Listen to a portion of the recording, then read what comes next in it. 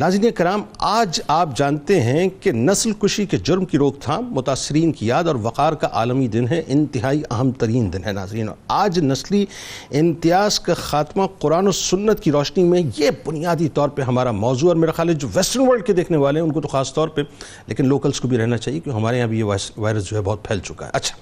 سب سے پہلے تو ناظرین یہ سمجھ لیں کہ مغرب کی بنیاد نسلی امتیاز اور نسلی تعصب کے جس وائرس کے ساتھ رکھی گئی تھی، اب یہ نسلی امتیاز کا وائرس نسل پرستی کے کینسر مصر میں تبدیل ہو چکا ہے۔ بلیک لائیوز میٹر کا نعرہ آج بھی وہاں ریسزم کی بھیانک رودات سناتا ہے۔ نسلی اور قومی امتیاز کا یہ وائرس دنیا کی ہر قوم میں ناظرین تقریباً پایا جاتا ہے، اور ہر کوئی اپنی قوم، اپنے رنگ، اپنی نسل، اپنے نظریے کو دوسروں سے برتر اور بہتر سمجھتا ہے، اور وہ یہ خیال کرتا ہے کہ برتری صرف اسی کی یہاں پائی جاتی ہے، باقی سب کے سب کمتر ہیں۔ یہی تفاخر اور غرور ناظرین آگے چل کر نفرتوں، چپکلشوں، مقابلوں اور جنگوں کی صورت اختیار کر جاتا ہے، جس کے نتیجے میں دنیا کا امن برباد ہوتا ہے۔ زیادہ دور نہ جائے ناظرین، پچھلی صدی میں نسلی غرور کے نتیجے میں ہونے والی دو بڑی عالمی جنگوں میں کروڑوں لوگ، کروڑوں انسان لقمہ اجل بن گئے۔ مغرب میں یہ وقت بھی آیا تھا ناظرین کہ سفید فام لوگوں نے سیاہ فام لوگوں کی بڑی تعداد میں جو ہے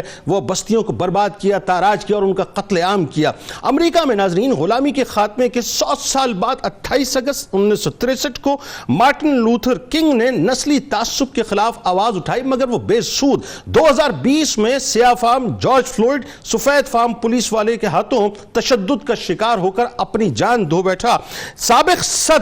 باراک اوباما خود اپنی کتاب میں لکھتا ہے کہ جب میں وائٹ ہاؤس کے قریب صبح ورزش کے لیے نکلتا تھا تو سفید فام مجھے دیکھ کر اپنے بازو اور چہرے ڈھکنے لگتے تھے۔ ہٹلر اور دوسری نازی سربراہوں کے لیے ناظرین یہودی بنیادی طور پر ایک مذہبی گروہ نہیں ہے، بلکہ وہ ایک زہریلی نسل تھے جو دوسری نسلوں کا خون چوس کر ان کو کمزور کر دیتے تھے۔ اسی طرح یہودی خود کو برگزیدہ قوم قرار دیتے ہیں ناظرین، اور یہی وجہ ہے کہ یہودی اپنے دین کی تبلیغ نہیں کرتے اور یہودیت کو صرف اپنے لیے ہی سمجھتے ہیں، یعنی وہ کسی اور تک یہودیت کو اس لیے نہیں پہنچاتے کہ وہ اپنے آپ کو سپریم سمجھتے ہیں اور دنیا کے تمام انسانوں کو یہودیوں کا غلام شمار کرتے ہیں۔ ہندوستان میں ناظرین دیکھ لیجئے صاحب، بڑا وہ کہتے ہیں صاحب شائنی انڈیا کی بات کرتے ہیں، وہاں پر ذات پات کا اتنا بھید بھاؤ ہے ناظرین کہ ہندو دھرم کے اندر برہمن جو ہیں نچلی ذات والوں کو انسان ہی نہیں سمجھتے، یعنی دلتوں کو تو وہ جانوروں سے بدتر محسوس کرتے ہیں۔ بدقسمتی سے ناظرین نسلی امتیاز و تعصب کا یہ وائرس ہمارے یہاں بھی موجود ہے کہ ہمارے یہاں قومیت کے، برادری کے اور ذات پات کے نظام میں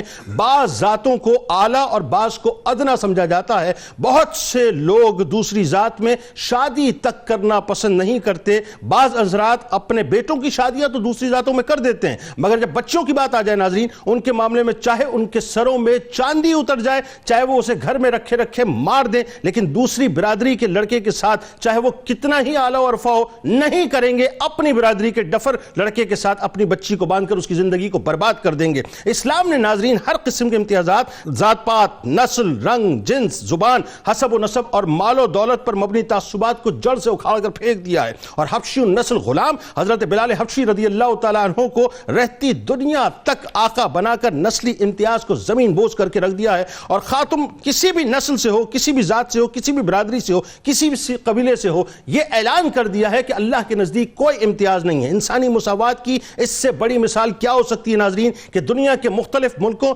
نسلوں، زبانوں سے تعلق رکھنے والے ہر سال مکہ مکرمہ میں ایک ہی لباس میں ملبوس ہو کر حج کا فریضہ ادا کرتے ہیں۔ پھر آقا دو جہاں صلی اللہ علیہ وآلہ وسلم کے حجۃ الوداع کے موقع پر وہ آفاقی جملے کہ کسی عربی کو کسی اجمی پر، کسی اجمی کو کسی عربی پر، کسی احمر کو کسی اسود پر، کسی اسود کو کسی احمر پر کوئی فضیلت نہیں ہے، یہ محض خاندان و قبائل تعارف کا ذریعہ ہے اور اس سے زیادہ کچھ بھی نہیں ہے۔ اگر فضیلت ہے، یعنی فضیلت کی اگر ماسٹر کی کسی کے پاس ہے تو وہ تقوی ہے، پرہیزگاری ہے۔ یاد رکھیے گا ناظرین، نسلی تعصب، نسلی امتیاز جب اپنے عروج کو پہنچتا ہے تو وہ نسل پرستی اختیار کرتا ہے، اور نسل پرستی نے ہی دنیا کو جنگوں کے اندر دھکیلا اور دنیا کو بربادی دکھائی، آگ دکھائی، کچھ تو خون کا بازار گرم کیا۔ آج بنیادی طور پر اسی پہ بات کریں گے کہ اسلام نے نسلی امتیاز کو کس انداز سے ختم کیا۔